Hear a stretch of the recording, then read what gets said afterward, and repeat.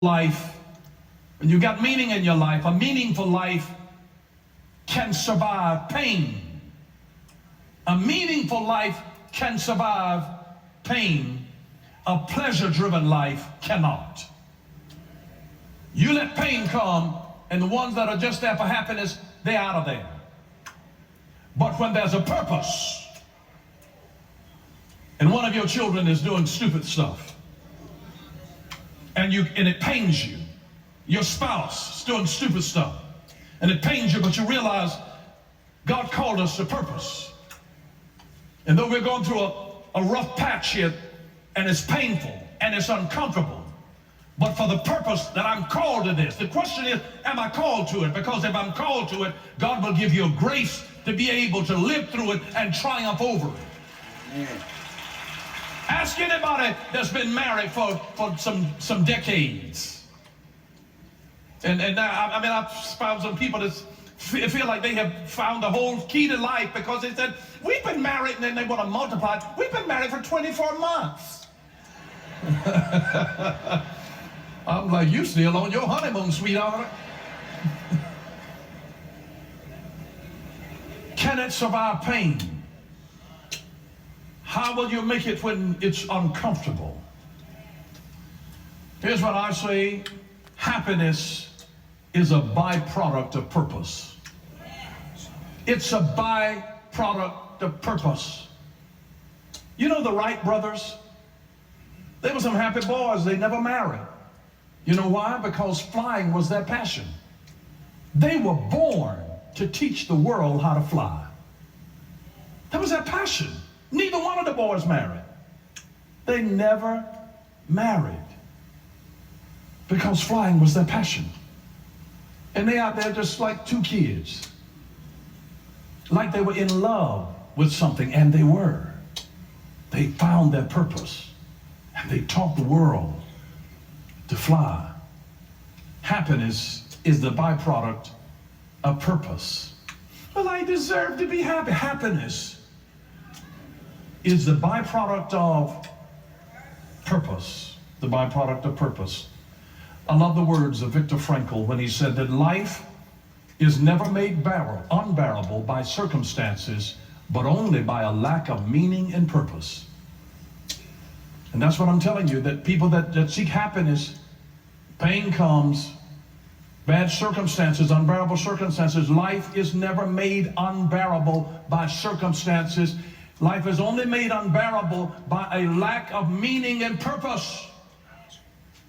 When you realize that God has called us together for something bigger than just our being happy together, that's when you realize that there's an intestinal fortitude that God places on the inside of you. And until you discover your purpose, get busy serving a need right where you are. Until you discover it. Start where you are. Start where you are. Until you discover your purpose, get busy serving a need right where you are, right where the people are, right in your own neighborhood. Start right there. It starts there. You can tell, I'm just telling you, you can find people that's going to be successful in business. They start at home. They start a lemonade stand. They start selling newspapers. They're going to sell something. You're going to see it. You don't just all of a sudden wind up in the NFL or the NBA. You're going to see them, practicing in the neighborhood at a hoop, in the driveway, or down at a court somewhere. You're going to find them doing it. Start where you are. Just get started. You got to do some things sometimes to come into your purpose and see what strikes your fancy.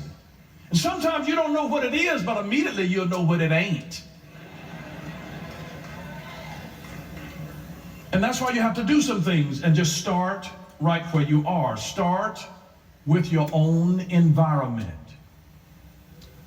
Can I give you a prophetic word? Clean up your environment. You know why?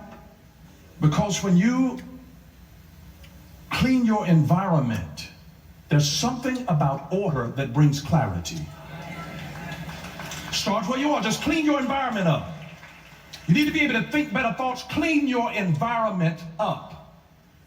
And clarity. Order produces clarity. It helps bring clarity. When you're in clutter, sometimes the mess of who we are reflects itself in the clutter around us. So just clean up because you need clarity. You need clarity. Just clean your environment. Just start where you are. I know it may not look spiritual, but just pick up the shoes and the clothes and the dishes and just start where you are. Just start right where you are. Start right where you are. Because clarity follows order. And you'll discover the way of being faithful by just walking in the little light that you already have. Just walk in the light that you have and the understanding that you already have. And then you know what you'll discover? You'll discover your rhythm. And it is not until you yield and start moving. In him we live and move. You got to move to be able to discover your purpose. And once you do it, my wife and I, we were over in India, you know, in part of the calisthenics, we had a dance teacher. And I'm like, dude, really? And I didn't understand what he was doing, because at first it just looked like movements. And so he would just, you know, like he said, just take 3 steps back and then put your foot out. And then this, and I didn't realize a light turned on after a while, after he had me doing different moves and coming this way. And then go back, and then he took this one out. I didn't realize that the steps backwards were a part of the dance.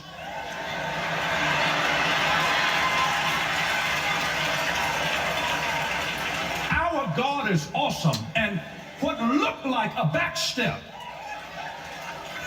it was a part of the dance, and he was teaching you a rhythm to be able to connect with people in a...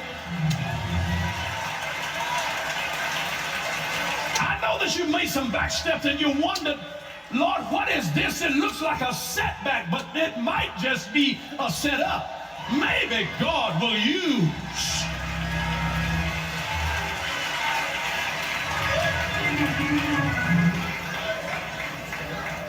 I just tell you that little doors lead to bigger doors and better doors.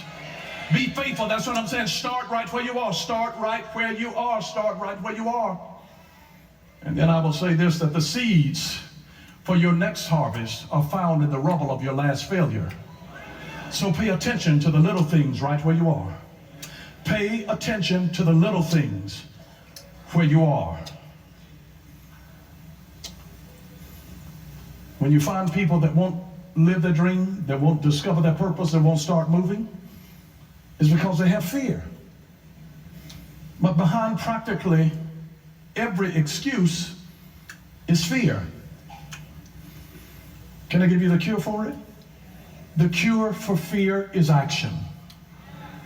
The cure for fear is action. Just do it. Don't wait until everything is set up perfectly. The cure for fear is action. If you're afraid about something, if frightful thoughts are filling your mind, get out and go walking. It'll change your perspective. Just go for a walk. Get up and start writing out some plans. Don't let fear dominate. The cure for fear is action. It is action. And I'm going to give you a real tip here from the Word of God. You can't walk with God and run with devils.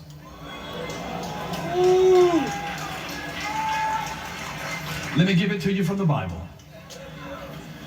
2 Corinthians chapter 6, verse 14 through 18 in the Message Bible. Notice this. Don't become partners with those who reject God.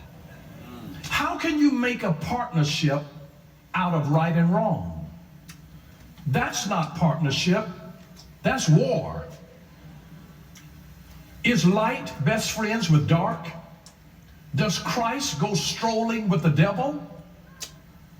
Do trust and mistrust hold hands?